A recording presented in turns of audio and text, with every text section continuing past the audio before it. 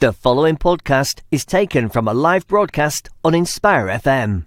Studios of Inspire FM, the time is now 6 o'clock.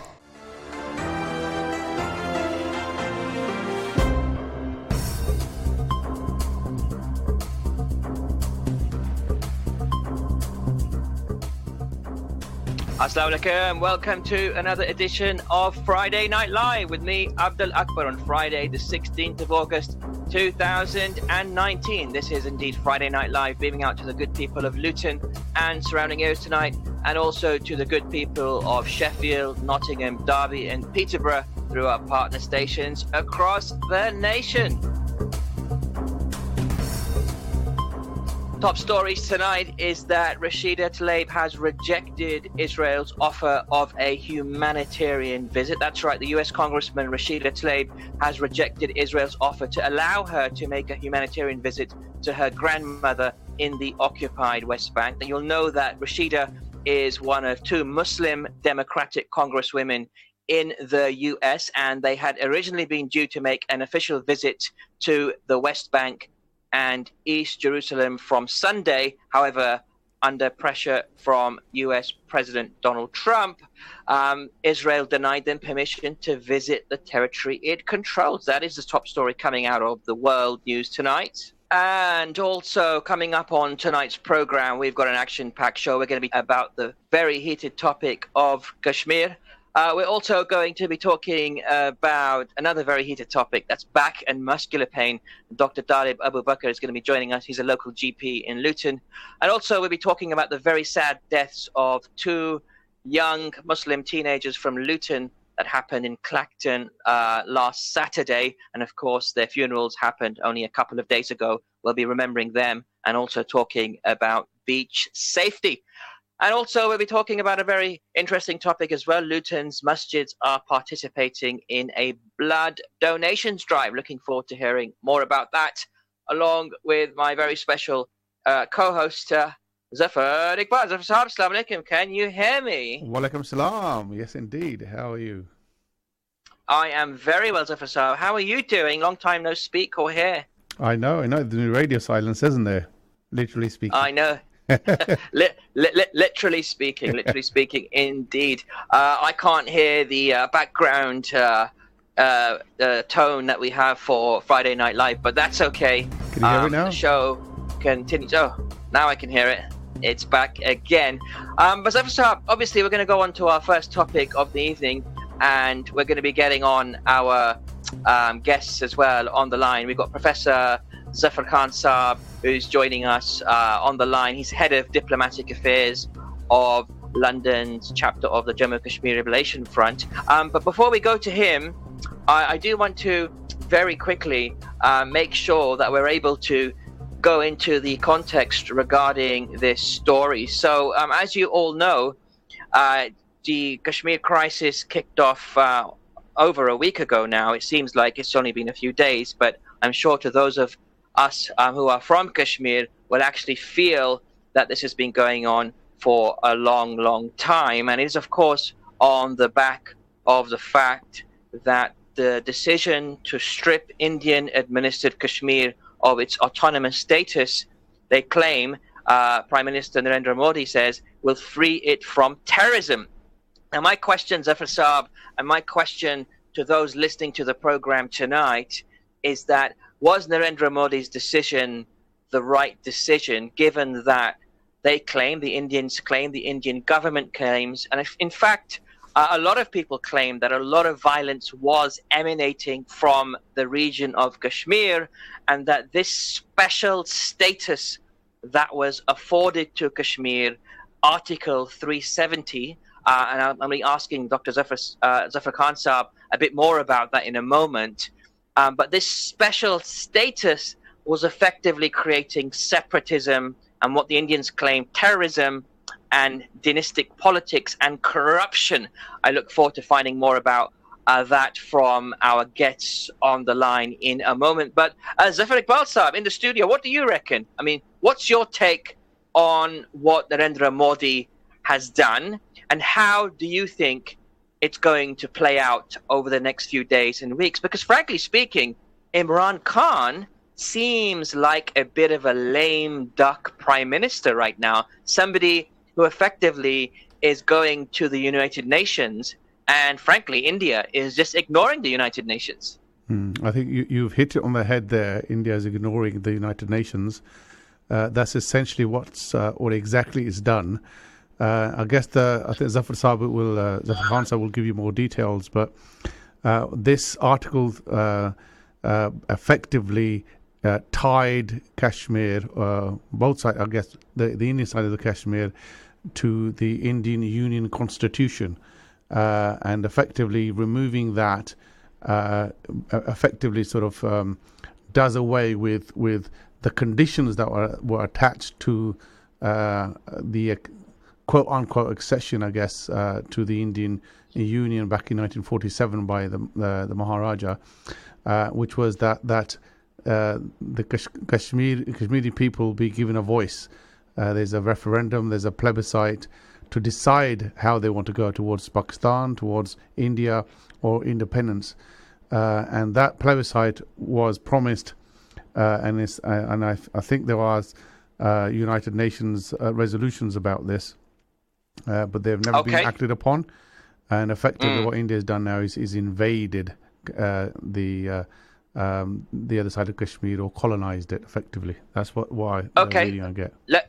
Jazakallah khair. Let's take that to Professor Zafar Khan Saab right now, who is on the line. Assalamu alaikum, Professor Zafar Khan Saab.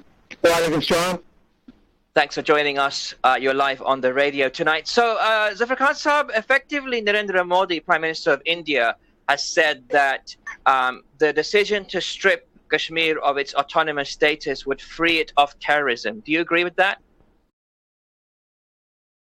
I think that we have some connection issues.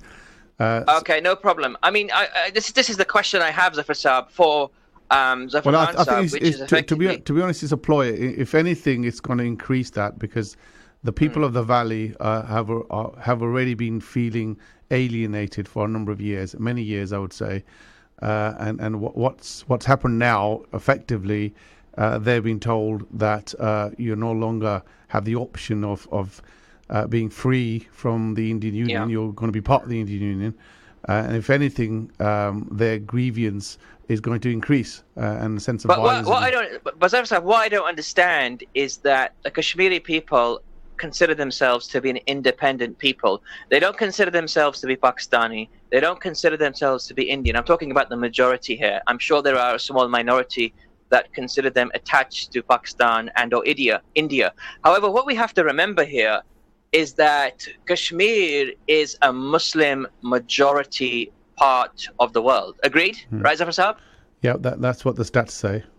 Yeah, stats say it's Muslim majority. So, I mean, and the closest Muslim majority country that actually bases its constitution on Islam is Pakistan. So I don't understand, and I would love for Kashmiris to call me up right now on 01582 481 822.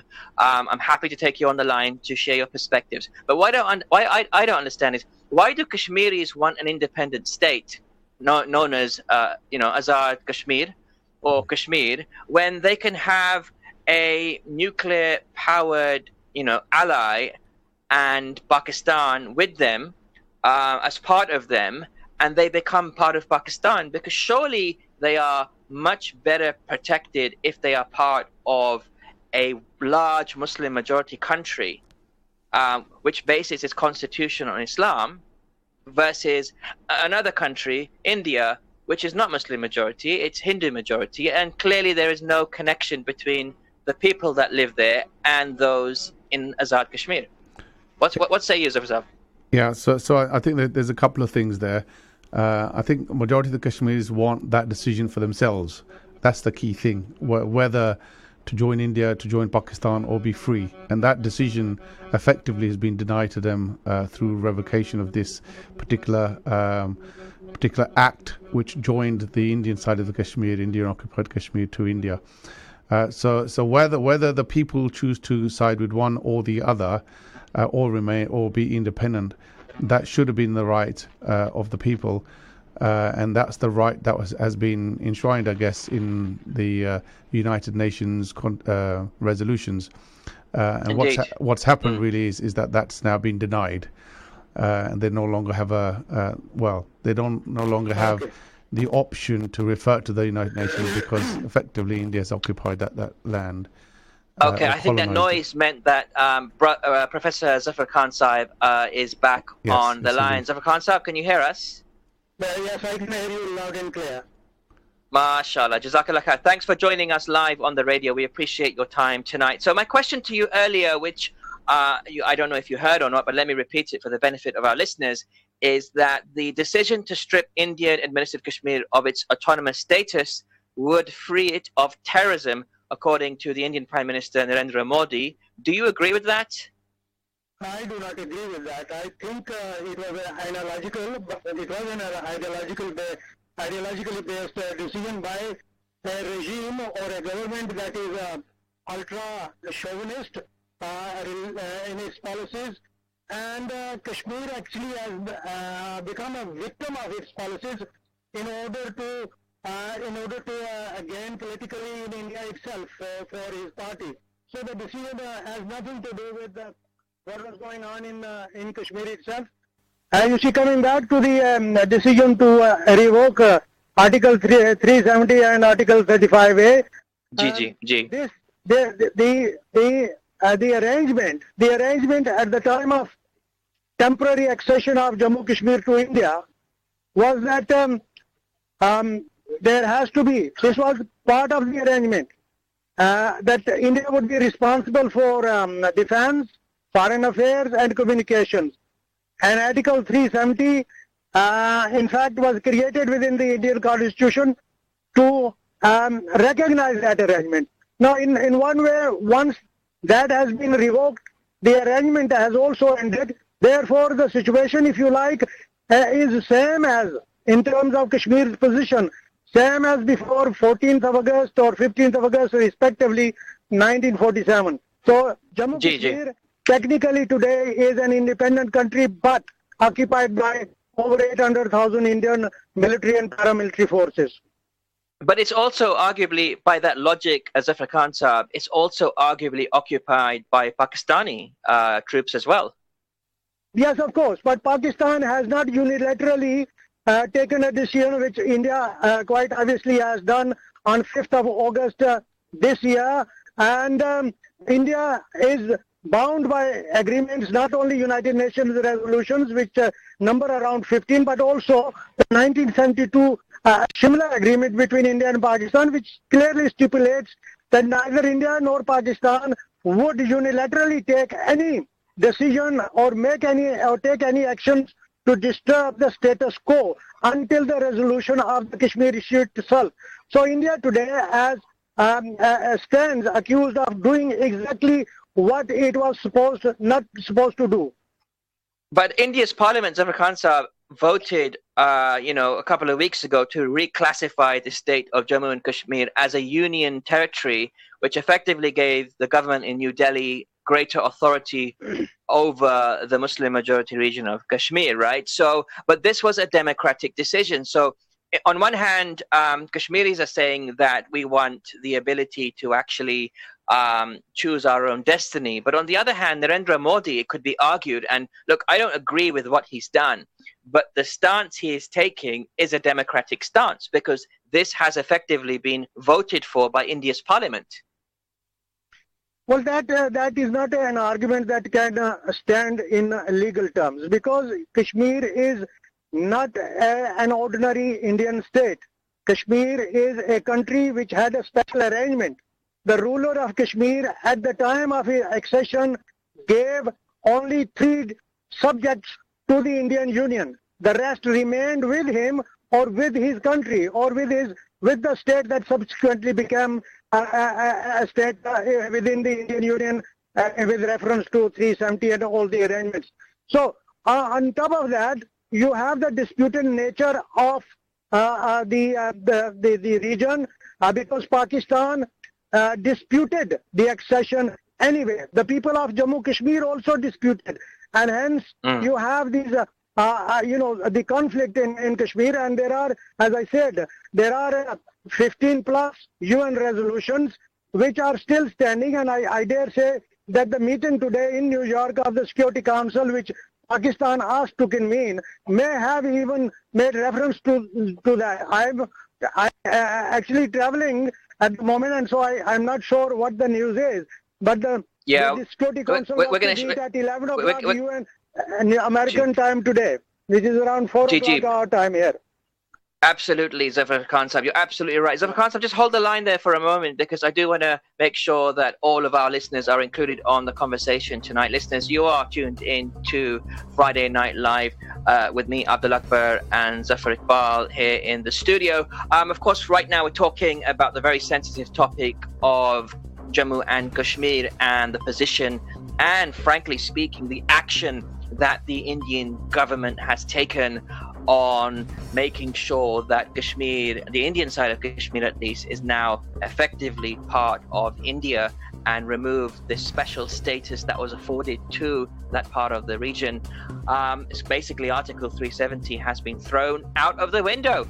But my question is, what say you on 01582 481 822? Do you think, and I'm asking you who's listening to the program right now, do you think that Kashmir should be an independent state? In other words, whether you have affiliations to India or Pakistan or not, you consider yourself a Kashmiri? I'd like to hear from you. Or do you think that the region of Kashmir should actually belong to one of the two larger nations? I know China has a bit of Kashmir as well, which Pakistan has conceded it. But do you think that Kashmir is better off with Pakistan? And that's effectively the stance that I'm taking tonight, which is I don't think Kashmir should be an independent state. I think Kashmir should be a region that's a part of a larger Muslim majority nation, which has an Islamic constitution, which is known as Pakistan.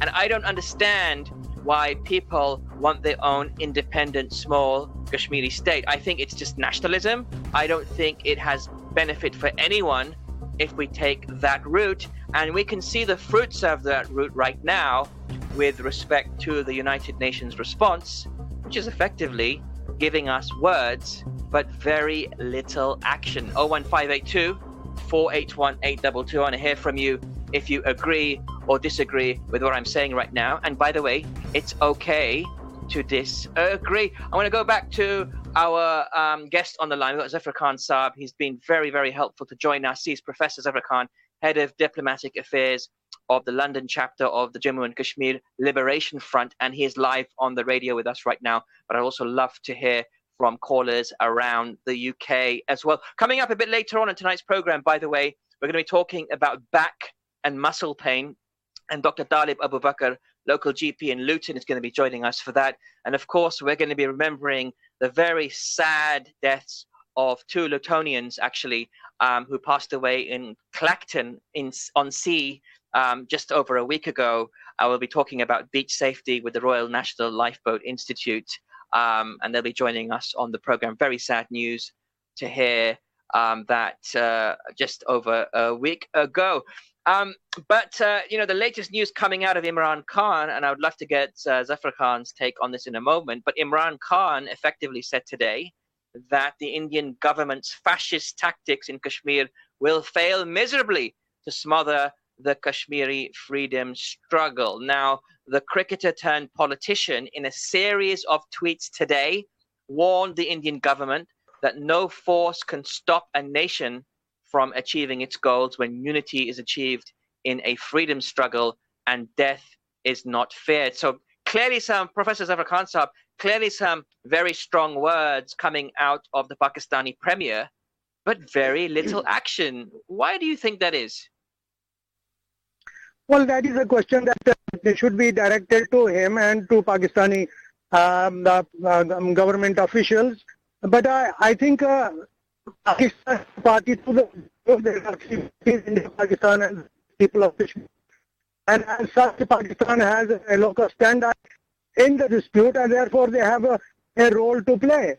Coming back to your question, which you posed to your listeners, I think it is for the people of Kashmir to decide about the future status of their country, and that is what was stipulated by the United Nations, and also the bilateral agreement between India and Pakistan also stipulates that the final decision will rest with the people of Kashmir, and neither India nor Pakistan will disturb the status quo. Now, India quite clearly has disturbed the status quo, and so I think that is where we are, and the dismemberment and annexation of Jammu Kashmir or Indian occupied Jammu Kashmir is not only illegal in Indian law, but it is also illegal in international law.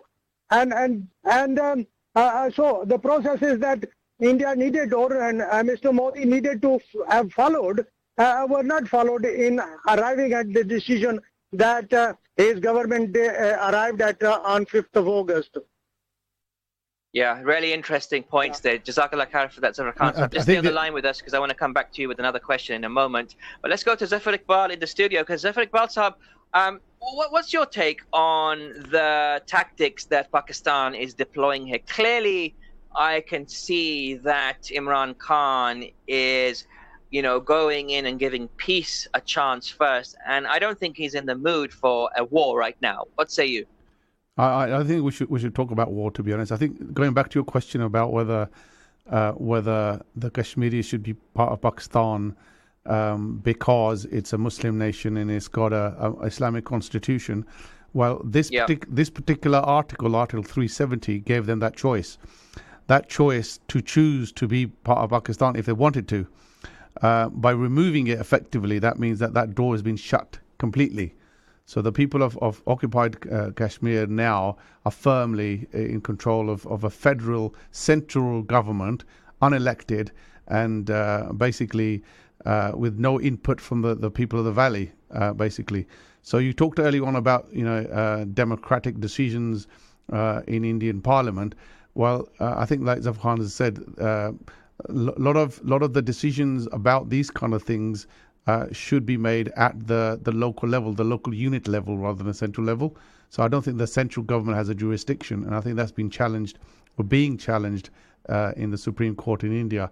But essentially, I think what this means and what Imran Khan can do. There's not a lot Imran Khan can do, to be honest, apart from the fact that he can go back and go to the United Nations and ask for the rule of law to be applied, because the civilizations that have existed for about a century or so have prided themselves on rule of law to basically not go back to the years of war in the early 20th century, where people basically took it upon themselves to create the legal reasons for doing stuff that they wanted to do. But it looks like history is revisiting itself.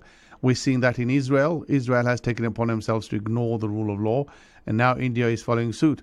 And what that means is that any legal basis on which the nations cooperate globally is being undermined, massively undermined by this act. And United Nations has been sidelined. We can say United Nations is weak, and we can say United Nations is irrelevant, but at the end of the day, that's the vehicle which effectively tries to apply rule of law. And I think what we've seen now is that nations breaking away from that particular thought process, strategy. Yeah, I hear you, but those listening would probably argue it's a vehicle that doesn't have full air pressure in its tires right now from the reaction we're seeing. Last question to Zafar Khan Sahab before we take a break. Zafar Khan Sahab, obviously you are part of the London chapter of the Jammu and Kashmir Liberation Front. Aside from India, revoking its steps and its move, which frankly it's not going to do, what do you want to see happen now? What do you want to see what do you want to see from the United Nations? What do you want to see from Pakistan or even the US in order to get out of this situation? Because frankly, I don't think Narendra Modi is going to move. Well, that may be the case, but at the heart of this conflict lies the sovereign right of the Kashmiri people to decide on their future status. And that has been a position for 72 years. And that, in fact, is the position of the people of Jammu and Kashmir and their leadership. And that is the only way forward to resolve this long-standing issue and to have peace and prosperity in the subcontinent. Kashmiris have always wanted to be a bridge between India and Pakistan, bridge of peace between India and Pakistan. But it seems that the Modi government has really moved the goalpost and dismembered and annexed Jammu Kashmir illegally and has not taken any cognizance of historic context of the Kashmir issue. And therefore, the international community is also, in terms of its responsibilities, in conflict with, or Modi government is in conflict with the international community. And Pakistan has a role to play here, and Kashmiris are looking forward to Pakistan to play that role. Zafar Khan Saab, I really appreciate your time on tonight's program and sharing your perspective. That was Dr. Zafar Khan Saab joining us live on the radio. Listeners, this is Friday Night Live with me, Abdul Akbar, and Zafar Iqbal in the studio. It's heating up here because we're going to continue talking about this topic, but stay tuned. We'll be right back after these messages. Do not go away.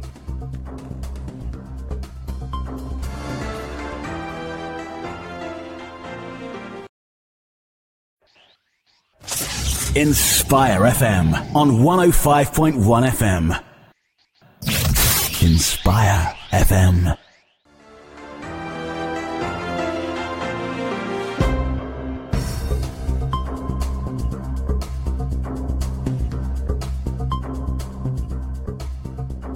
Assalamu alaikum. Welcome back to part 2 of tonight's edition of Friday Night Live with me, Abdul Akbar, and Zafar Iqbal Saab in the studio. Joining us live here from Inspire FM studios here in Luton, and of course we're beaming out to the good people of Luton and surrounding areas tonight, and also to the good people of Sheffield, Nottingham, Derby and Peterborough through our partner stations across the nation. So far we've been talking about the crazy crisis in Kashmir, and we've been asking the question whether it makes sense for the Kashmiri people to have an independent state, or whether it makes sense for them to actually be a part of Pakistan and just a separate district of Pakistan. That's my question to you tonight on 01582 481 822. Coming up in about half an hour's time, we'll be talking about back and muscle pain. Interesting topic there. If you have back or any kind of muscular pain, you can count me in for that topic. Dr. Talib Abu Bakr is going to be joining us from Luton. He's going to be giving us all the ins and outs on the most common types of back pain that's been coming into his surgery in about half an hour's time, so stay tuned for that. And also, sadly, in about an hour's time, we're going to be going on to the very sad death that took place on Clacton on Sea, where hundreds of people attended the funeral of Malaika Shams and also Hadar Shams, very young Lutonians who passed away, sadly, in the sea at Clacton in Essex on the 8th of August and died later in hospital. We'll be remembering them and also trying to understand how this type of situation can be avoided in about an hour's time. But of course, I've got my very special co-host with me on the program as well, Zafar Iqbal Saab. Zafar, assalamu alaikum. Walaikum assalam. Zafar, of course, you know the deaths of Malaika Shams and also Hadar Shams, who's only 18 years of age. SubhanAllah, very, very sad situation there. You know, not being in Luton myself, but, you know, traveling quite a lot, I wasn't able to be there. But what was the effect like of those two young, you know, 14-year-old and 18-year-old? Malaika was only 14, Hadar was only 18. You know, we'll be talking more about them in about an hour's time. But has there been much, was there much of a procession and news about their passing? Yeah, I think it's been in the news quite a lot, and I think it's been quite tragic, as you can imagine. I know for sure, I think lots of people have been commenting about it on WhatsApp groups, etc. I'm not sure there's been any processions, not that I heard of, but usually, I guess, you know, the families have been coming around and paying visits, and lots of people have been paying visits, etc. And I think, interesting enough, I think they were both of them actually went to Denby, or one of them is a former student of Denby, and the other one was basically a student of Denby. And I think Denby School has opened up. It opened basically for people to come in and if they wanted to, pay their respects as well. So I think there's been a lot of, I guess, a lot of tears, I guess, shed, because these were these were young people, young kids who had lots to live for, and I guess equally is a reminder that life could be 30 seconds away. You know, death could be seconds away. It doesn't take a lot. I think from what I can gather, they're going to trouble right in in the sea, and it was a matter of minutes and seconds basically. The life was really taken sad, away. really So sad. very I mean, we'll be yeah. talking more about the two in about an hour's time, Malaika Shams and also Hada Shams. And obviously, if anybody, we've been trying to get in contact with the family, maybe an uncle or family member, auntie, whatever the case may be. I would love to learn more about the two who did die in that tragic accident. If anybody does know a member, if you are a member of the family or you knew them in some way, I'd love to know more about them. Please give our studio a call on 01582 481822. I'd love to have you on the program in about an hour's time. But right now, let's go straight back to our main topic for this hour at least. We'll be talking about this for another 25 minutes, which is the decision to strip Indian-administered Kashmir of its autonomous status. Apparently would free it from terrorism, according to Indian Prime Minister Narendra Modi, which is what he said in a televised address last week to the Indian nation. The question is, was there terrorism in the first place? And does this actually make the situation worse for the Kashmiri people? Now, right now, I'm very lucky to be joined by two very special guests. I believe one is in the UK and one has dialed in from the US. I'm joined by Mohammed Junaid, who's an assistant professor of anthropology at the Massachusetts College of Liberal Arts. He's an expert on political and social movements in Kashmir. Assalamu alaikum, Mohammed Junaid. Are you on the line?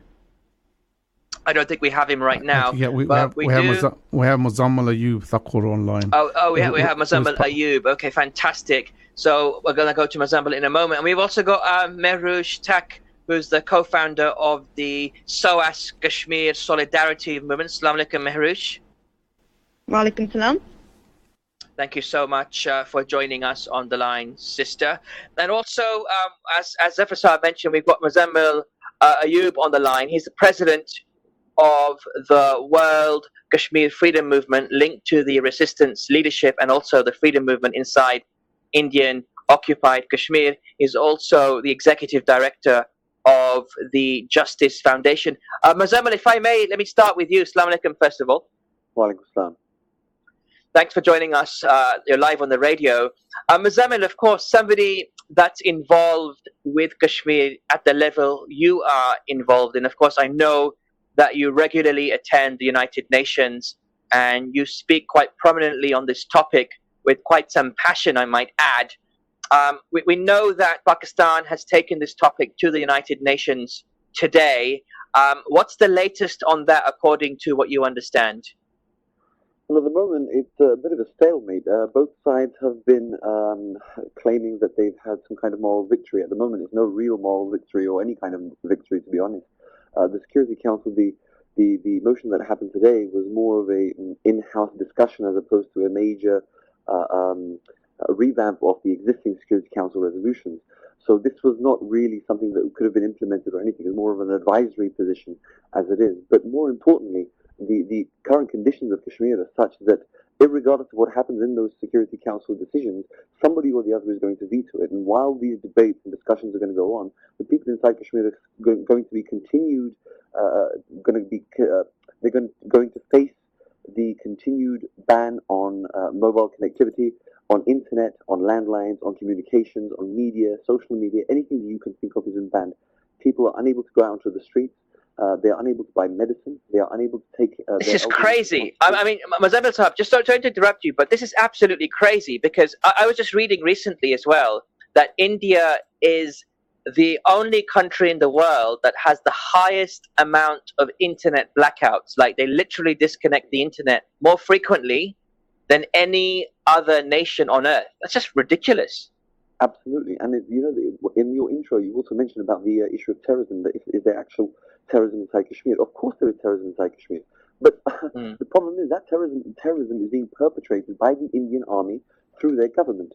And the media blackout is not something new to us. As you've mentioned, India, it has the highest level of media blackout, or rather internet connectivity blackouts in the world. And most of the time that happens in Kashmir. At the moment, we've only seen the last maybe 12 days of internet connectivity being down. But generally, this is not something new to us. It's been happening ever since the internet started. Connections are always limited. They don't allow people to dissent in any shape or form, and if they do online, there are so many people that get shut down immediately by Twitter and Facebook. My own Facebook account has been suspended, well not suspended, it's been deactivated, and I'm banned from returning onto it. And I'm not the only case, at least I live in the United Kingdom.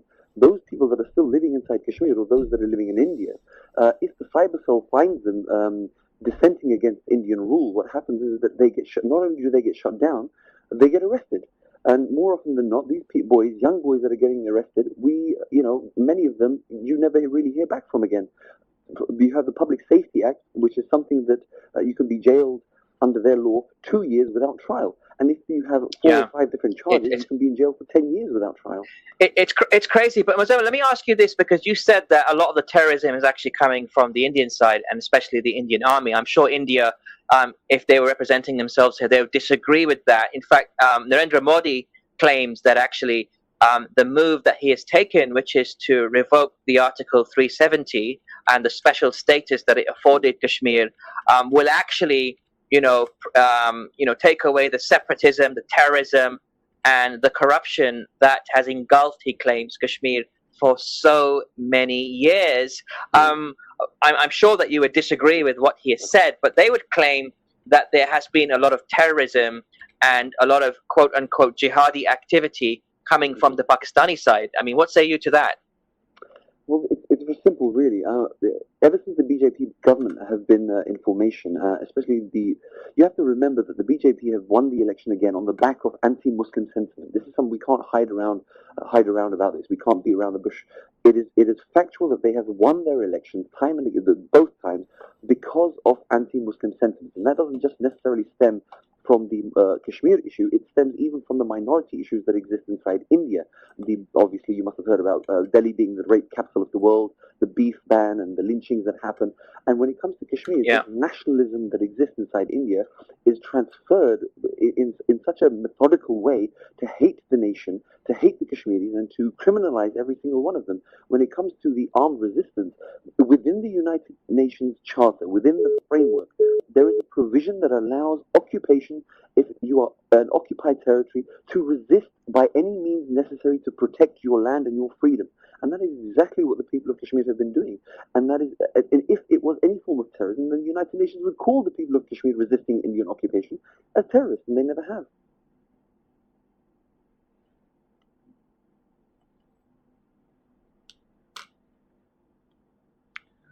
Hello? Okay, yes, absolutely. I think that's a very valid point. This is Zafar. I'm co-hosting. I'm co-hosting the program here. Can you hear me? Muzammil, can you hear me? Yeah. Right. Okay. So while we sort out these technical issues, we had Muzammil Ayub. He was talking about the viewpoint that is actually sort of presented from the India side, and he was responding to that.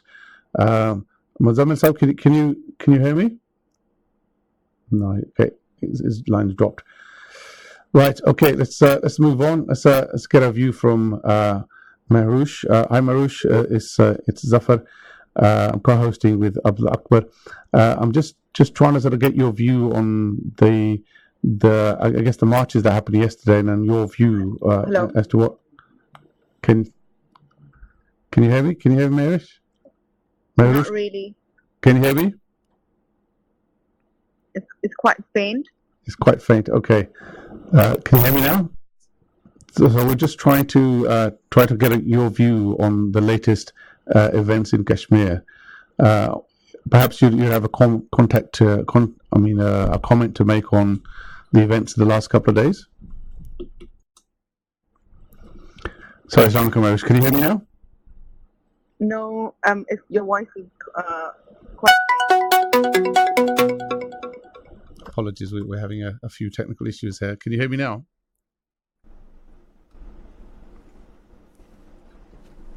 Okay, all right. If you can hear me, perhaps you want to comment on the events of the last couple of days. I think she's call's ended. We do have Mohammed Junaid on the line as well. Mohammed Junaid, are you able to hear me? We have some technical issues in the studio. Can you hear me, Mohammed Junaid? No? Okay.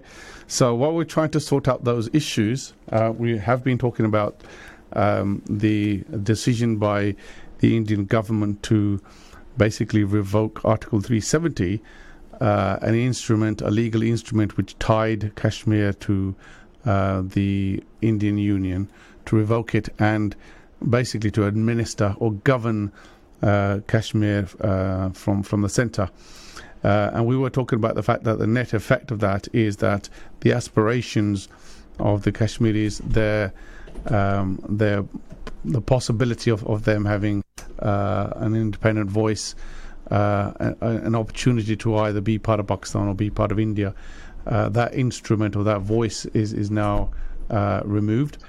And I think some analysts said that this particular instrument that's been removed by presidential order is unconstitutional. There's been lots of people who have written about it in India, and there's been a few challenges in the Indian Supreme Court as to the validity of the move. But having said that, that particular sort of instrument, which gave, I guess, a certain level of autonomy to Kashmir, it allowed basically the Kashmiris to try and basically seek an independent voice or independent way of independence from either India and Pakistan. So this particular instrument was actually included as part of accession. So if you think back to 1947 partition between India and Pakistan, many of the states which now form Pakistan, many sort of regions, joined either India or Pakistan based on their population or the religious makeup of their population, and effectively they chose one or the other. And those states which chose Pakistan obviously became part of Pakistan, and those chose India became part of the Union of India.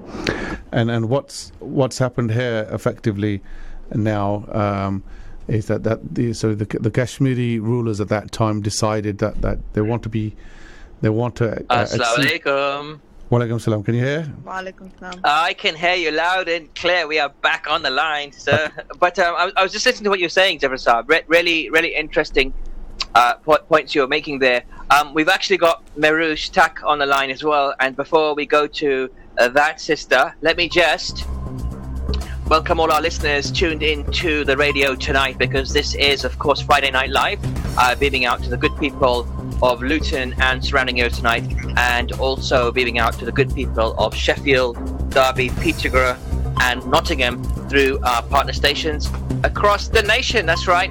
Talking about Kashmir right now and the conflict over there. We're going to go back to our special guest on the line, and of course Zafar Saab on the radio. At the same time, in about half an hour's time, we'll be talking about back and muscular pain. How many of you have been going through some back or muscular pain lately? Dr. Dalib Abu Bakr, local GP, will be joining us hopefully in the studio to give us the lows and downs, ups and downs on that, shall we say. And at the same time, sadly, we'll also be talking about the deaths that happened to two Lutonians at Clacton on Sea just over a week ago. We'll be remembering them and also talking to the Lifeguard Institute to find out how such deaths can be avoided, and finishing the show off on the Luton Masjid's drive to participate in giving blood donations. All of that and more coming up on the program in a bit, but let me straight away go to our next guest on the line for the Kashmir topic. It's Mehrush Tak. Assalamu alaikum, Mehrush. Walaikum salam. Thank you so much for joining us on the radio. Mehrush, in terms of the situation from your perspective, of course, you're co-founder of the SOAS Kashmir Solidarity Movement, and I know there was quite a large demonstration that took place outside the Indian Embassy in London recently. How well was that attended? And do you think that demonstrations and showing solidarity with the Kashmiri people is actually going to make much of a difference? Or do you think some other action is needed to really help move the needle? First of all, I mean, we need every kind of action that we can do as Kashmiri people in the diaspora in Britain. Any action is important, and obviously the more we consolidate and collectivize to create this action would be better. But now, secondly, about the protests outside the Indian High Commission, there have been a lot of protests since the abrogation of Article 370 about 12 days ago. Some of them have been organized by Kashmir Solidarity Movement. Some of them have been organized by other groups, and everything, as I said, is welcome in this situation. The biggest protests that have happened in the last 12 days have been yesterday's protests outside the Indian High Commission, which was not organized by KSM. It was organized by Kashmiris from the diaspora, which is great. It's brilliant that so many people came out, and that there was central London was almost blocked by the number of people that came out outside the Indian High Commission, and we need that. Then there was another protest that was organized outside Trafalgar Square at 5 p.m.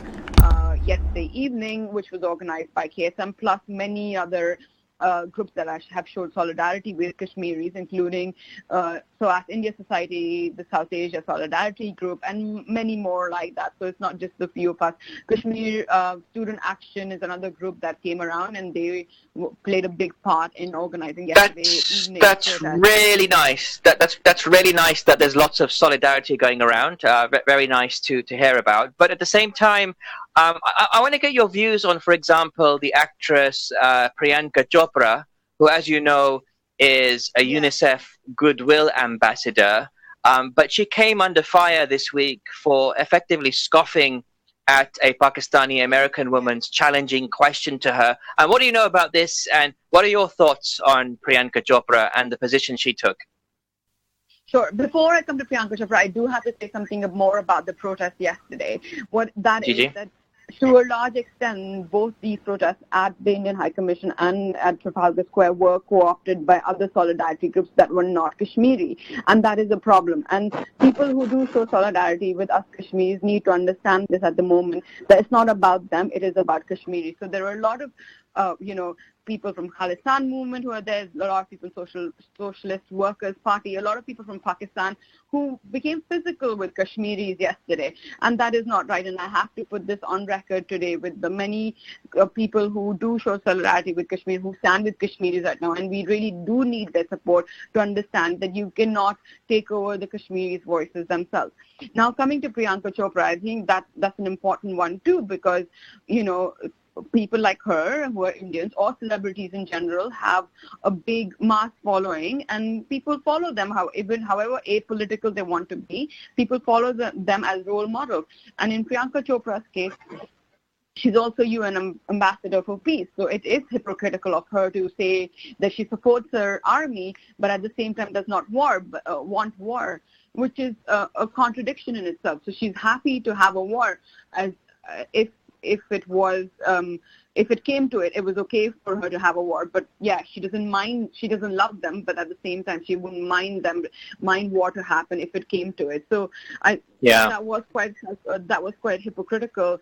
And I'm glad that a journalist did ask her that question at BeautyCon, because where else will she ask her that question? And the way Priyanka Chopra handled the question was also quite unfeminist of her. Yeah, absolutely. I totally agree. And it could be argued that a lot of Bollywood actors, and I know a lot of listeners to this program, frankly speaking, probably watch a lot of Bollywood, but it has been argued by many commentators that the Bollywood industry, including a lot of the actors, fuel hate and Islamophobia. And it's very sad to see that, the Muslim community and other communities supporting Bollywood when many of the actors actually, fuel a certain narrative which is very anti-Islam. And frankly, I would argue Islamophobic. Mehrush, just stay on the line for a moment because I want to bring on Mohammed Junaid. He's also a very important guest on tonight's program. He is, of course, somebody I introduced earlier accidentally. He's assistant professor of anthropology at Massachusetts College of Liberal Arts, and he's also an expert on political and social movements in Kashmir. Assalamu alaikum, Mohammed Junaid sahab. Assalamu alaikum. Thank you so much for joining us. You're live on the radio tonight here in the UK. Mohammed Junaid Saab, what's your analysis on the dynamics that are at play right now in Kashmir, especially on the back of the move that Modi and his government have made? What are they up to? What do you think is their agenda? And do you think that the Pakistani response has been adequate so far? Well, this is the 13th day since Kashmir has been under information blockade and curfew. Most people in Kashmir still have to know what India has done to them. It was a very unilateral, authoritarian move on the part of the Indian government. It is backed by a party called BJP, whose mothership is RSS. Which is probably the largest right-wing paramilitary organization in the world. And so what Kashmiris are facing right now is not only this information blockade where they don't know what has happened, they're also faced with a country where the loudest voices belong to a party that is extremely anti-Kashmiri, who treat Kashmiris as an anti-national enemy, who should be shown their place and preferably eliminated.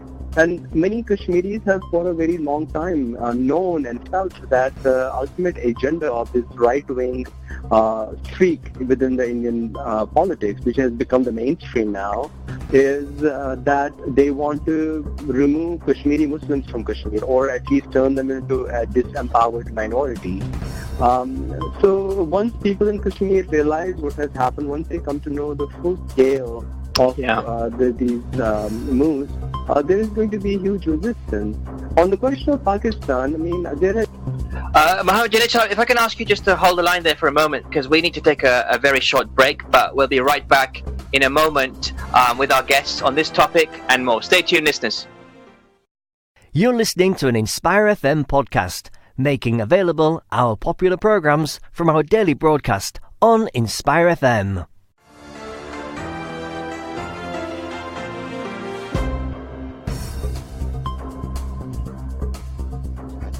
Assalamu alaikum, welcome back to part 3 of tonight's edition of Friday Night Live with me, Abdul Akbar and Zafar Iqbal. Of course, we've been listening to Friday Night Live for the last hour on the radio this evening. Of course, we've been talking about the Kashmir topic and some of the challenges that have been going on there. I've got some very special guests on the line still. We're going to be wrapping up the topic with them in a moment. But coming up imminently is another interesting topic on back pain and how we can deal with that. Dr. Talib Abu Bakr is in the studio live here on the radio. Don't forget, of course, we are beaming out to the good people of Luton and surrounding areas tonight, and also to the good people of Sheffield, Nottingham, Derby and Peterborough through our partner stations across the nation. Of course, don't forget, top story tonight is that Thames Valley police officer has been killed in Berkshire. That's right. A police officer was killed when he was dragged along by a vehicle while attending a reported burglary. PC Andrew Harper, only 28, who got married just 4 weeks ago, died at about 11:30 on Thursday evening in Berkshire. Thames Valley Police have said that 10 males aged between 13 and 30 have been arrested on suspicion of murder and remain in custody at various stations. I must also remind you, coming up on tonight's show, we'll be remembering the deaths of 2 Lutonians who also passed away at Clacton on Sea just over a week ago, and their funeral happened only a couple of days ago here in Luton and was attended by hundreds. That's coming up in about half an hour's time. But before we actually move on to our back pain topic, which I'm really looking forward to, let me go back to one of our guests on the line, Mehrush, who is a co-founder of the SOAS Kashmir Solidarity Movement. Mehrush, Assalamu alaikum once again. Wa alaikum salam. Thank you so much for holding on the line with us. I want to get some final words from you and also, fellow protesters and students around SOAS. Of course, if people don't know, SOAS is the School of African and Oriental Studies, or Oriental and African Studies, let me get that right. And obviously the student movement is quite vast and quite active, especially when it comes to Kashmir. But from your perspective, Mehrush, just in maybe 30 seconds, what needs to happen next? Where do you see this going, and how do you see reconciliation happening? Well, I don't think India is going to stop any just now. It's not going to stop its atrocities right now. So we need to keep putting pressure on the Indian government through our own British government at the moment, through the UN. So keep writing to MPs, speak to MPs, speak to your local councillors to generate this grassroots movement where people of Britain understand what the Kashmir issue is. Yeah. Absolutely. That makes a lot of sense. Thank you so much, Mehrush, for joining us on the radio. Appreciate your time tonight. And let me also get some final words from Mohammed Junaid as well, who's an assistant professor of anthropology at the Massachusetts College of Liberal Arts. And he's joining us from the US. Mohammed Junaid, we lost you a couple of times. Pretty bad connection today that we have. But I'll ask you the same question that I asked my guest Mehrush, which is, where do you see this going now? I mean, what lies in store for the people of Kashmir, and what will happen next from your perspective and your professional academic opinion? I just came back spending a month in Kashmir, and I spent a bunch of time in Delhi as well. I know that this is the beginning of a very dark chapter for Kashmiris in general, but many Indians who are liberal-minded and care about their country as well, they also see an imminent danger to India, to their politics, to their sense of, rights. And the BJP, the RSS, is a big threat to India as well. What I see happening going forward is that there will be a section of the Indian community who will rise up against this nonsense. And of course, we have to see that RSS, the BJP ideology, is a threat not only to Kashmiris, but to the entire region. It is going to, try to, take over Azad Jammu and Kashmir. It's going to continue to have a situation of war with Pakistan. It's going to keep poking China, although India does not want to go to war with China. It is going to keep arresting activists within India. So many Indians, I felt, although they're silenced currently, but they're not going to tolerate this for long. So I do think that we do not need to completely despair. There is light at the end of the tunnel. And Kashmiris, of course, will rise. They have always risen. They have gone through many such instances before. And they will do so again. But they need allies. They need allies across, not only in Pakistan, but also within India as well as globally. I hope so. I mean, you painted a very optimistic picture, and I really hope that the picture you've painted this evening with us on the program is realized very soon. Mohammed Junaid Saab, we really appreciate your time on the program tonight. Thank you so much. My pleasure.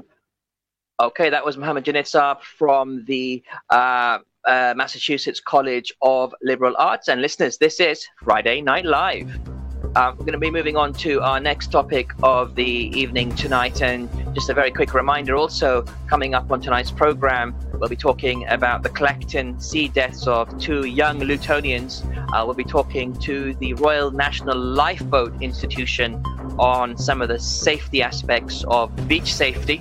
And we'll be finishing off tonight's program by talking about Luton's Masjid drive to participate in blood donations. That's also coming up on tonight's program. But my next question is actually for Zafar Saab. Zafar Saab, are you there? I am indeed. Are you wide awake? Just about. Zafar Saab, I've got to ask you a very deeply personal question, and I want everybody listening to the radio right now just to close your ears. No, I'm kidding. But Zafar Saab, my question to you is: you're a young man of, I don't know, 69, I'm guessing? Just about, yeah. I think more like 72. more like 72, yeah. But yeah. All right, fair enough. You're adding a few years, I know. But I mean, you're a young man. But I want to ask you, lots of life experience, and I wanted to ask you: have you ever had back pain before? Well, something. Thankfully, I haven't had back pain. But I know very close friends who've had back pain very badly. You're honestly saying to me you've never had back pain in your life? Surely you've had some aspect of back pain. Everyone has. Even I have in my youthful years of 38. I've been quite fortunate, to be honest. Wow. Wow. Then you should be joining us for this topic, because I was reading some statistics in preparation for this topic for our listeners. And, the statistics are crazy. Like, this is based on Back Awareness Week, which happened recently. Almost 10 million Britons suffer pain almost daily that results in a major impact on their quality of life. You can count me into one of those 10 million, by the way. The crazy thing is up to 28 million Britons are living with chronic pain. That's not just back pain, but that's chronic pain in general. You can count me into one of those 28 million. Around 5.6 million working days in the UK are lost each year due to back pain, second only after stress. You can count me in those 5.6 million for the back pain and the stress, by the way. It's pretty crazy, and we're laughing, but it can really have an impact on someone's life, especially if you've never experienced this type of pain before. But right now, we are being joined in the studio with Dr. Talib Abu Bakr. He's a local GP here in Luton, and he's going to give us the ins and outs of back pain. Assalamu alaikum, Dr. Abu Bakr. Wa alaikum salam. Thank you for having me. Thank you for joining us. Nice to have you in the studio on this fine Friday evening. Scary figures, hey? Yeah, indeed. Dr. Abu Bakr, first of all, let's just start off. I mean, you run a surgery yourself, and I'm sure you have a lot of experience in dealing with, back pain and people coming in complaining of back pain. Can you tell us a bit about that, and what kind of symptoms do you see coming in through the doors of your surgery? Well, on an average day, I probably see 1 in 4 people with musculoskeletal pain. So that's back pain, hip pain, knee pain, neck pain, shoulder pain. Back pain is the commonest out of all of them. And I guess as humans, what's happened is going back to our ancestors who are up and about walking and physical for their jobs, looking for food, hunting for food, cultivating, looking after your children. And we've now got a very immobile population. We're sitting down far too long. And our muscles are designed to move.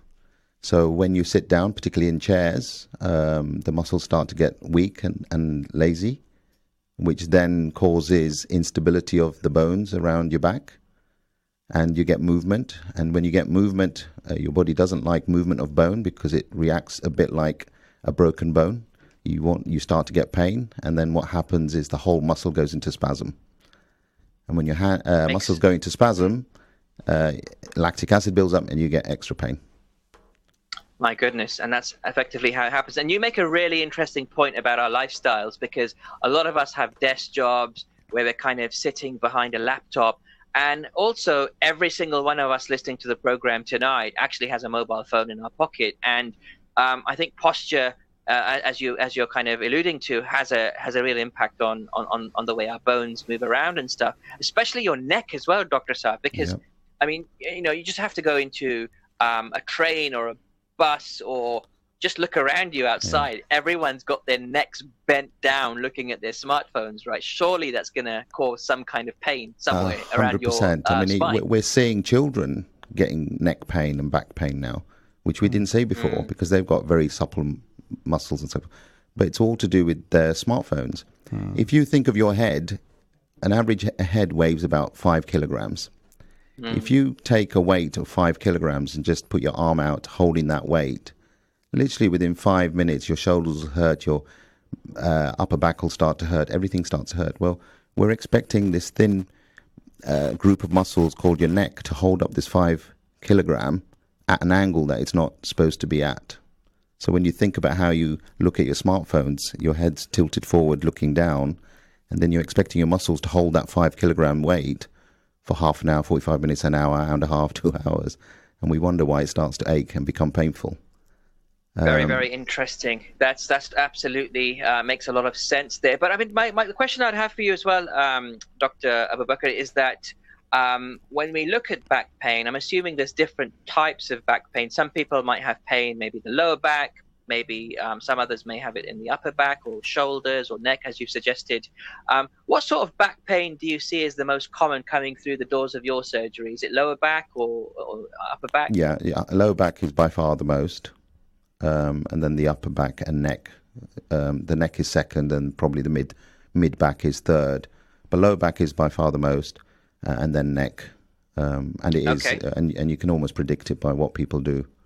I'll tell you about a situation I had. Maybe you don't have to diagnose me, but maybe you can offer me some advice, and others might be able to benefit from that, which is my father isn't very good at walking. He's got very weak legs and he uses a wheelchair. He's 80 years old, mashallah. He's had a nice healthy life, alhamdulillah. However, he does need help putting on his shoes, and I actually bent down on one occasion, probably a few months ago now, to actually help him put his shoes on, and all of a sudden, felt a bit of a crack, and I was like, "Ouch!" Yeah. And I was knocked out for a 6. Literally, I was down. I couldn't move, and I think I don't know. Maybe it's a spasm, is what you call it. But I literally was stuck there, and I was like, "Guys, I can't move. I could talk. I could move my arms and wave my arms around." But I was just stuck on the floor, literally. Yeah. Well, there's various things that could happen. If you think of your back, it's a fairly simple structure. You've got blocks of bone. In between the bones, you've got cartilage.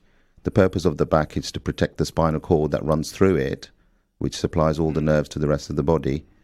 The cartilage is there to sponge, to absorb shock. And they're all designed to stay upright in one position. Now, if we're chronically not allowing the muscles to stay strong, the block starts to move. And to protect the spinal cord, what then happens is the whole of what we call the paravertebral muscles, all the muscles around your spine, go into spasm. So that's one thing that could have happened. It could have acutely gone into spasm. Or secondly, everything's weak, so the cartilage moves in between the bones, and then that knocks against your nerve, which then causes muscles to go into spasm as well. Or you suddenly get a shooting pain because the nerve's been irritated, either the spinal cord or the nerves that run out of the spinal cord, which most people know as sciatic nerve, which is the main one that supplies the lower leg. So the disc must have moved, or your back's gone into spasm. Now imagine if just say my hand doesn't hurt, but if I squeeze my hand tight now and hold it for 5 minutes, the blood supply is slowing down going through the muscle because it's in spasm now. Lactic acid builds up. Now in 15 minutes, my hand's going to start to hurt, even though I've had no problem with my hand. The fact I'm not moving it, my hand will start to hurt. Within 20 to 25 minutes, that hand will be very painful to move because the lactic acid is causing a lot of pain, which we call cramp. Well, that's what happens in the back. What people do is they stop moving, and because of the pain, they move even less. And then what happens, the muscles get weak, the bones move, then the whole thing goes into spasm, which is what I said earlier. And then that becomes a chronic pain. So we get into this vicious cycle. The pain causes us to move less, we move less, the pain gets more, and then the whole problem starts. The muscles start to weaken, and then nerves and ligaments start to get involved. Amazing. And you actually remind me of something the nurse said to me when I went to the doctors to get it checked out, and she was basically like, use it or lose it. And I was like, how can I use it? It hurts when I use it. And you effectively have to fight that pain temporarily. Yeah, what I suggest is, imagine you had your hand in spasm. Just tiny little movements will start to get the blood supply going. So if your back's in acute spasm, you don't want to be doing, backflips and everything like that in one go. You start off gently. You just gently start moving rather than staying still. You gently start moving. So the line I always use is don't go past the pain. Go up to the tension. But get some movement going rather than staying still. That's really, really interesting. Dr. Talib Abu Bakr, I've got loads more questions for you, but we'll come back to you in a brief moment because I'm going to go back to the listeners right now. Listeners, this is, of course, Friday Night Live. You're tuned in to Inspire FM or Salam Radio, or one of our partner radio stations across the UK. So welcome to all of you tuning in on this Friday evening. Of course, you're joining me, Abdul Akbar, and Zafar Iqbal Saab, from the studios of Inspire FM, and of course we're beaming out to the good people of Luton and surrounding areas tonight and also to the good people of Sheffield, Nottingham, Derby and Peterborough through our partner station. Wow, okay, that beep didn't sound very healthy. So I think what we want to do is perhaps bring the discussion back to the studio again. Right, okay, so back pains, we talked about, I guess, some of the causes of back pain, inactivity being one of the main causes of back pain. And I guess, how do we get people to encourage the people? And I know the GPs now are referring a lot more people to musculoskeletal sort of specialists, therapists and physiotherapists. Is that the way forward for the NHS rather than painkillers and stuff? Well, NICE guidelines brought out guidance recently in 2017, then updated in 2018. And what they're trying to do is actually a mixture of things. Firstly, prevention is by far the best, because once you get back pain, then it becomes more difficult. And as I mentioned earlier, the cycle of pain gets worse. So prevention is huge. So keep moving, lose weight. Mm-hmm. Weight is a massive problem, excuse the pun. But if you're 10 kilograms overweight, like one of these chairs was probably about 5 kilograms, well, you're carrying 2 of those chairs with you 24 hours a day, 7 days a week. Well, what's that doing to your back? Sure. I know my back starts to hurt if I just carry the one chair. Well, most people are carrying 3 or 4 chairs and wonder why their back's hurting. We're spending nearly 14 to 20 hours sitting down. I look at my average day and I'm just as guilty as the next person. I sit at work 10 hours a day. Office-based jobs tend to sort of, Well, it's not just office-based style. My mother sits and watches TV 8 hours a day, maybe, sitting down. And we were talking earlier before we came online, if you look at some of the religions, most religions in the world, they sit on the floor. Because when you're sat on the floor, your back's not being supported by chairs, the back doesn't get lazy, everything's moving constantly to get yourself comfortable, so your muscles are working and having mini exercises all the time. So what happens is your back gets stronger, you're much more flexible. And movement is really important because you keep your back flexible. So that's important. A healthy diet keeps your weight down, but also has lots of nutrients that keeps your muscles nice and supple and also keeps them young. Exercise such as yoga, Pilates, any flexible exercises, simple walking, all of these things help. So that's the prevention side in a very quick, short way. If you do suffer from back pain, and 1 in 15 people will have back pain, we see 1 in 15 people will go to their GPs with back pain. The number of people who suffer from back pain is much bigger, but 1 in 15 will approach a medical person for back pain.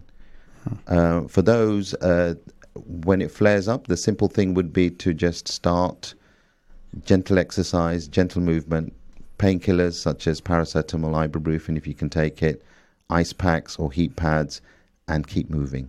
Don't just go to bed. That's really important unless your doctor tells you otherwise.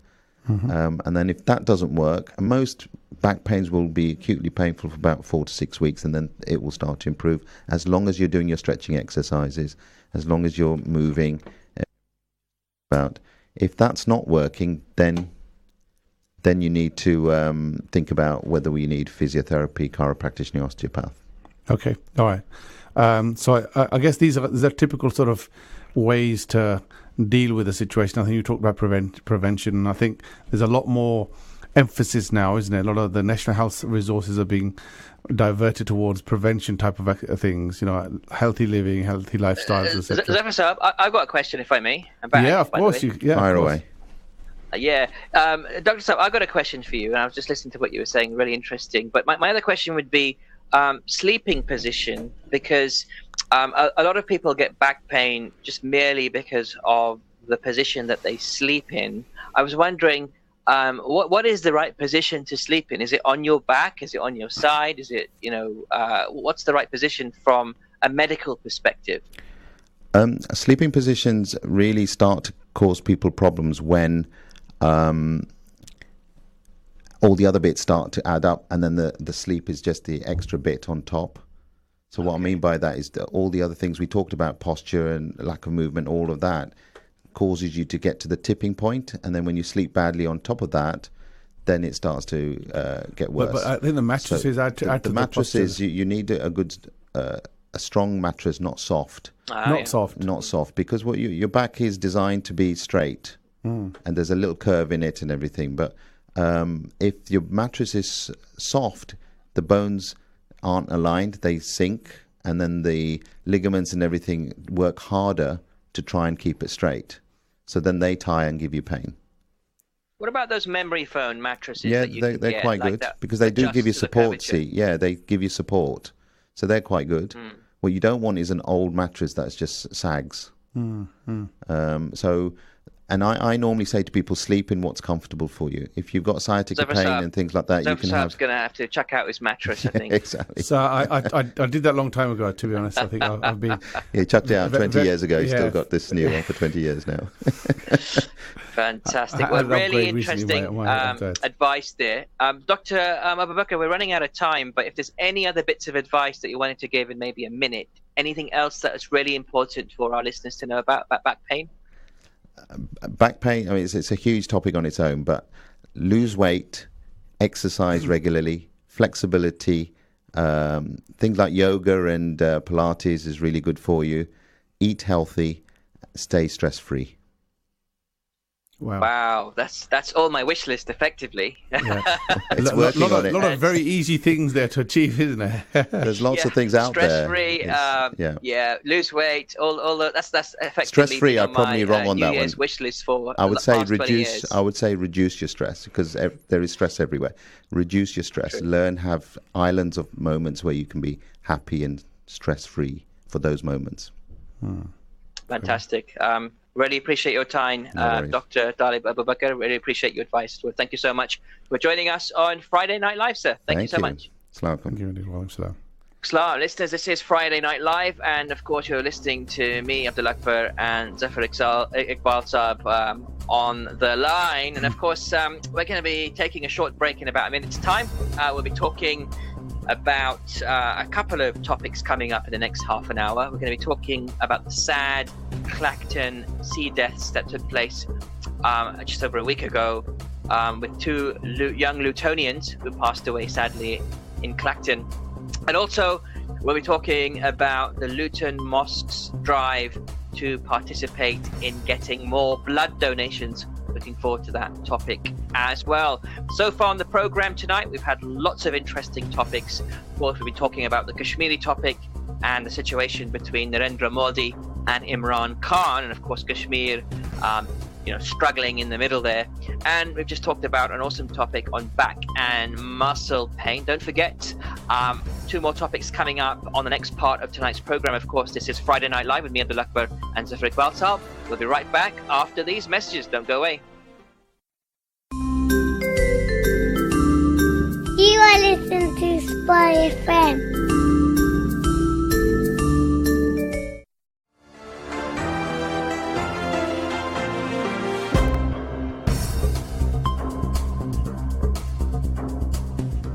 Assalamu alaikum, welcome back to part 4 of tonight's edition of Friday Night Live on Friday the 16th of August 2019. I'm your host Abdul Akbar, beaming down to you from Inspire FM studios here in Luton. Of course, beaming out to the good people of Luton and surrounding areas, and also to the good people of Sheffield, Nottingham, Derby and Peterborough through our partner stations across the nation. Of course, I'm also joined by Zafar Iqbal Saab. Zafar Saab,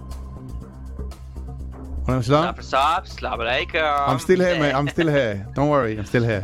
All right. Just making sure that you are on the line, because, of course, on the line in a moment we're going to go and talk about a very, very delicate topic which has affected the Luton community over the past week. That's coming up in a moment. But also, we're talking about the blood donations drive that has been taking place in the local community as well. That's coming up in about 10 to 15 minutes time as well. Looking forward to hearing more about that from the organizers. But I want to go on to a very sensitive topic tonight, because it is, of course, based on the back of a brother and sister who passed away in Clacton on Sea just over a week ago. And just over a couple of days ago, hundreds of people have attended the funeral of two siblings who died after getting into difficulty in the sea. 14-year-old Malaika Shemes from Luton was pulled from the sea at Clacton, Essex on the 8th of August and died later at hospital. She'd been in the water with her brother, Haider Shemes, 18, who died on Saturday, and with a cousin who has survived and expected to make a full recovery. Now, family members from Pakistan travelled to attend the funeral, with others travelling from across the UK. Earlier this week, on Wednesday, Essex Coroner's Court heard that Haider died on Saturday from pneumonia and brain damage brought on by the immersion in the water. And Essex's Coroner's Office Officer Gemma Cook said that a lifeguard performed CPR on Malaika, and she was taken to Colchester General Hospital with her brother. Now, a post-mortem examination has recorded that her provisional cause of death as immersion in water. Now, it is said that the court's sympathy to the teenager's family was with them at this dreadful time, and the sibling's cousin, a 15-year-old girl, was also pulled from the water, and as I mentioned, she's expected to make a full recovery. Now, the three got into difficulty near Clacton Pier last week at about 1:40 in the afternoon. Now, the teenager's father, Shemes Riaz, is quoted by the BBC of saying that, urging effectively parents to make sure that their children can swim. Now, in a letter to parents at Denby High School, which Malaika attended and where Haider had been a pupil, head teacher Donna Neely Hayes addressed the great sadness of their deaths. Now, Zafar Saab, I don't know, I think you heard about this as well in the community, and I know the family was very well known. How has this impacted those around you, Zafar Saab, and those that you know? Well, I think I mentioned earlier on, to be honest, I think it's a shock. I think my children, I think, went to the same school as those children, and it was a bit of a shock, to be honest. I wasn't in the country when I heard the news, and you know, when they talked about it, it was quite distressing, to be honest. And I'm sure it's been really distressing for the I guess the school friends of theirs, as well as the family.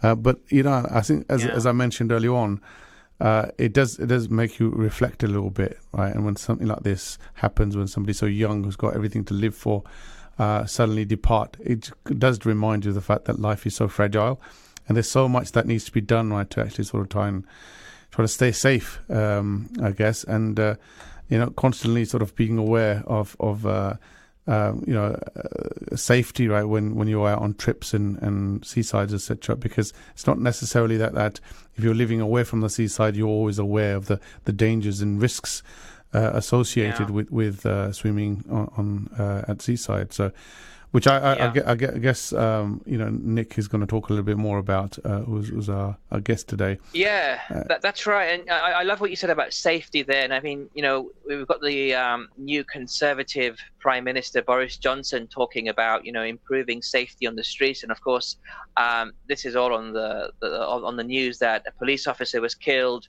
when he was dragged along by a vehicle just last night when he attended a reported burglary. PC Andrew Harper, only 28. Wow. What's really sad is he got married only 4 weeks ago. Extremely and sad, he died last night, Thursday night at 11:30. Horrible situation. But I do want to go on to our guest, as Zafar Saab you mentioned, because our guest, Nick Ayers, he's from the Royal National Lifeboat Institution, and they're a charity. They're the largest charity that apparently saves lives at sea around the coasts of the UK. Amazing work they're doing. And we've got Nick on the line, who actually does work for them, and he's on the he's a community safety partner with them. Nick, good evening to you, sir. Good evening, everybody. Thank you for having me. Thank you. Thanks for joining us, Nick. You're live on the radio, and you know, of course, Nick, you heard my intro, I'm assuming, and you heard about the tragic deaths we had of two Lutonians on Clacton by Clacton Pier, and it's really sad to the community here that this has happened.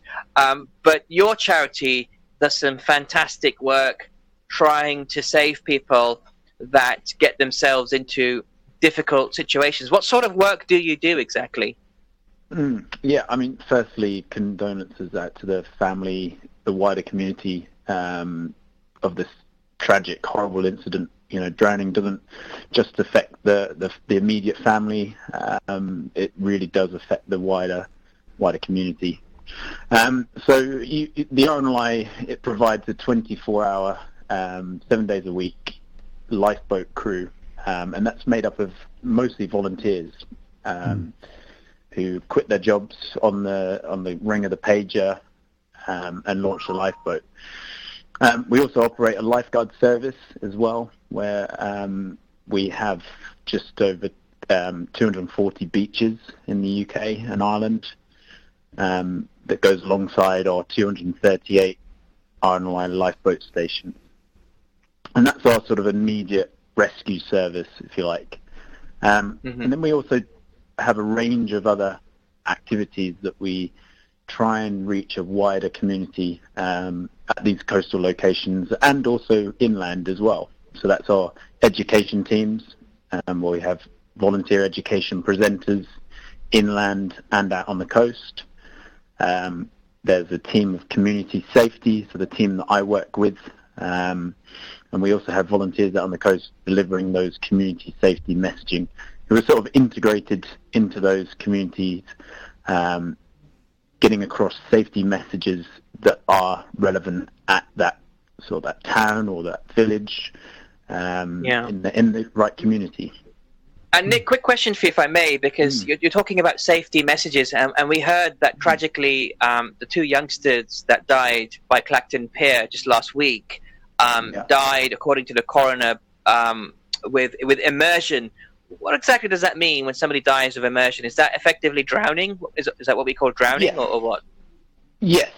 So drowning, it could be fairly quick, fairly sudden, or it can be a delayed onset. So you might hear the term secondary drowning, where it can occur 72 hours later, so about 3 days later. How does that work? It's a horrible way to go. Your body's trying to flush out the salt water that's in your lungs, basically, and that could be a teaspoon of salt water and a tablespoon of fresh. Wow. So it's a tragic way to go, and it's a horrible thing, and it does really rock the community that the people are involved in. A tablespoon of water is enough to kill you if it goes into the lungs. That kind of puts everything into perspective. It really does. Yeah, it's a lot of salt, I guess, that we just can't handle. But just another question, if I may, Nick, which is, we were talking about safety here as well, and obviously with the weather as good as it has been of late, a lot of people will be going down to the beaches and enjoying themselves. What sort of safety advice would you have for our listeners, especially with those who aren't very good at swimming? And I've even heard stories where people who are very good at swimming getting caught up with the tide, etc. Yeah, that's it. We're trying to get a message across to say, read the safety signage if there are some. It's like when you go to a forest inland location, there's often those signs available saying the do's and the don'ts, where you can walk, where you can't walk. Exactly the same. When you go to a waterside location, they are there. We just need to spend a little time just looking for those.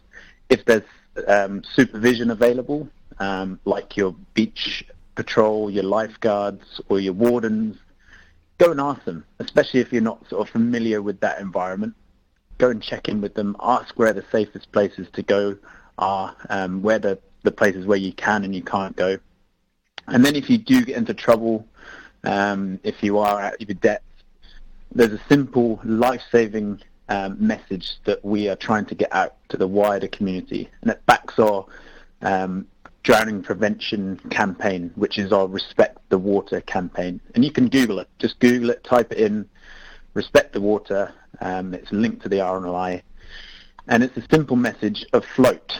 Okay, so it's really easy for us to sit here now and say, if you get into trouble in the water, float on your back.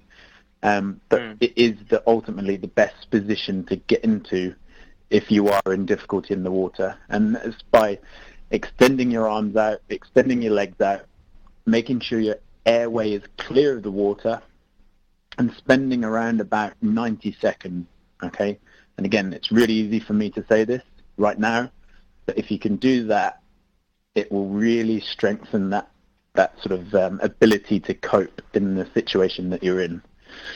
From here, you can then wave, you can shout for help, and it's like in any kind of situation, try not to panic. Panic is the thing that's going to get you. And if you're a bystander, absolutely. If you're a bystander, don't jump in after them.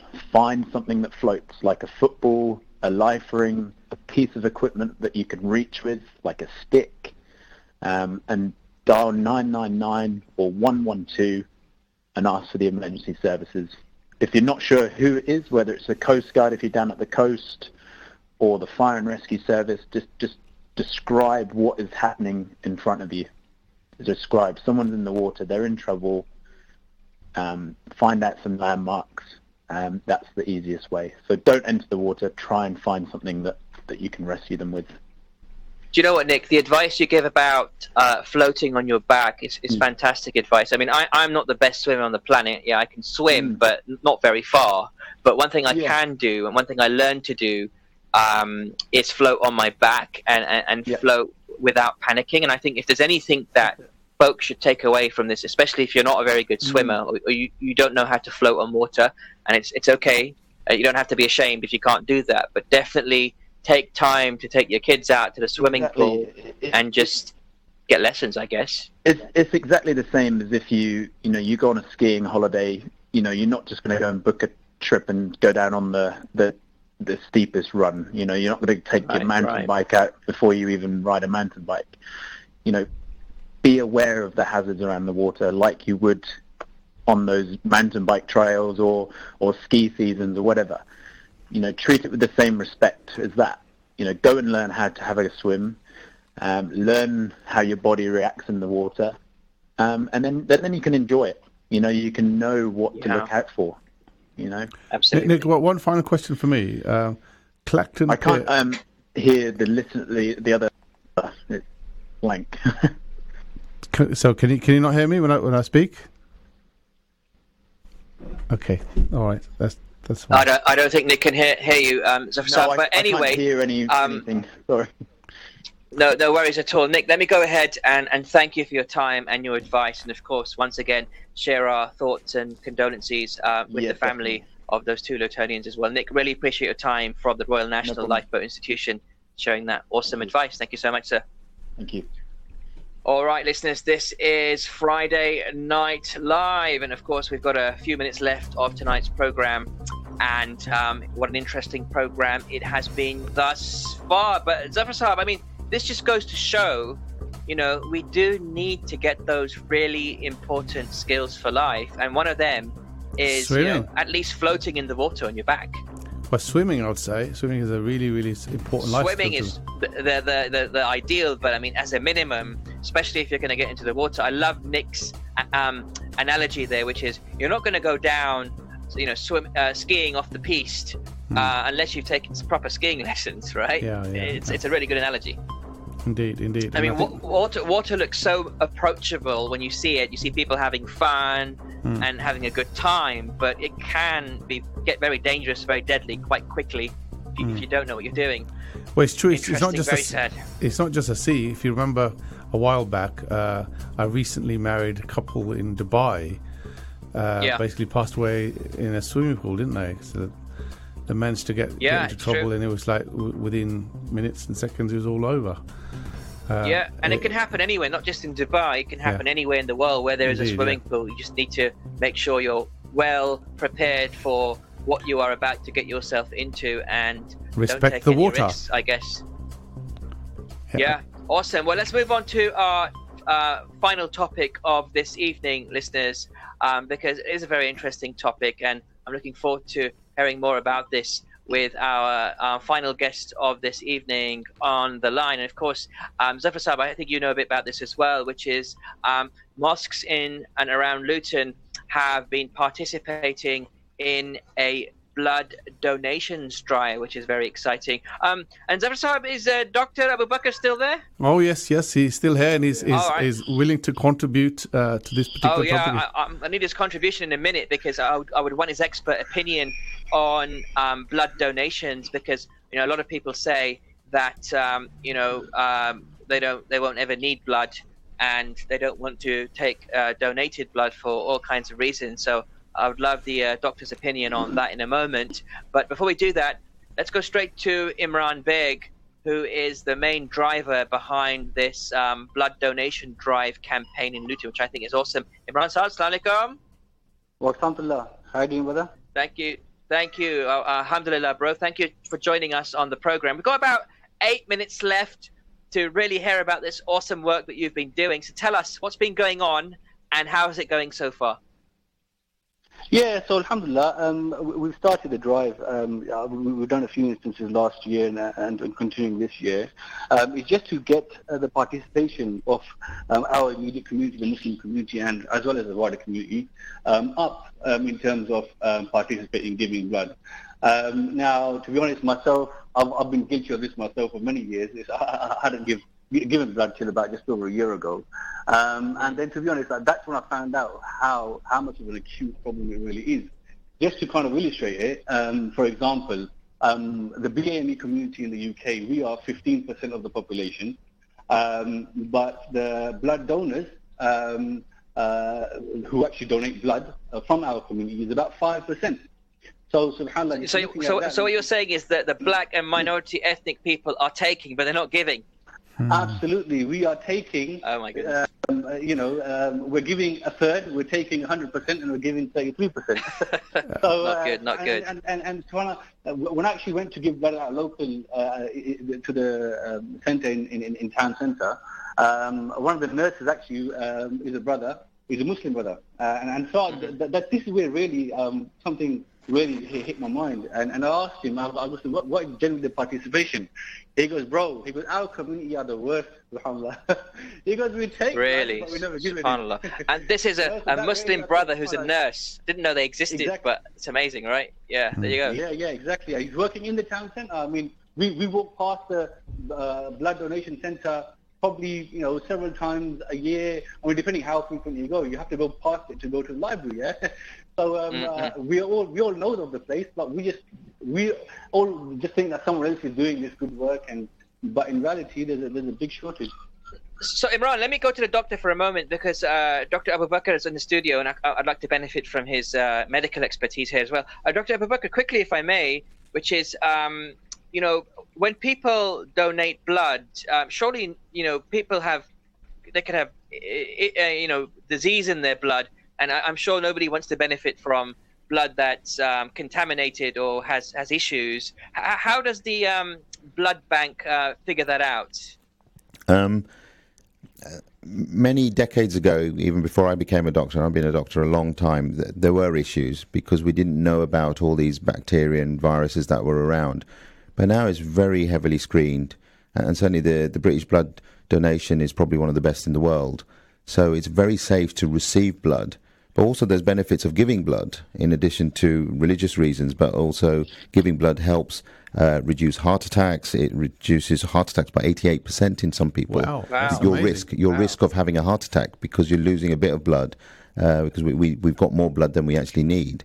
So most people can give away 1 or 2 pints every 6 to 8 weeks, I think they say. That's an interesting point you make, because a lot of people say the reasons for not giving blood is say perhaps I might not be able to recover, or I might feel ill, or might feel sort of weak. There's evidence for reducing some types of cancers. There's evidence, so all sorts of different reasons for giving blood. Let alone the religious one, where it says in the Quran, I think it's Al-Mada, one life saved is as if you're saving humankind. So if you're giving blood, most of the time you're giving blood because you're saving someone's life.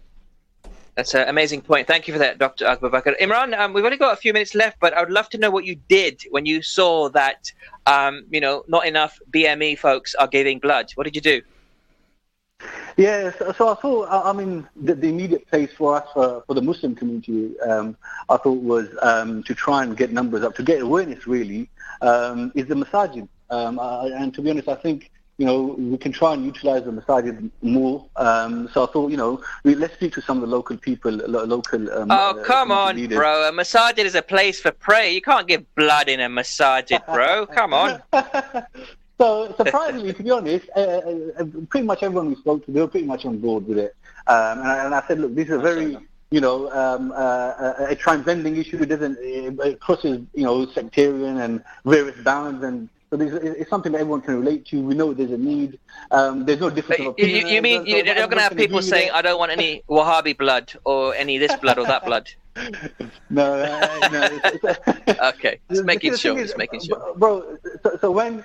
now if we have a loved one who is definitely in need of blood, as in, for example, if, God forbid someone has an accident, and that one part of blood that you need, you're not going to question where it comes from.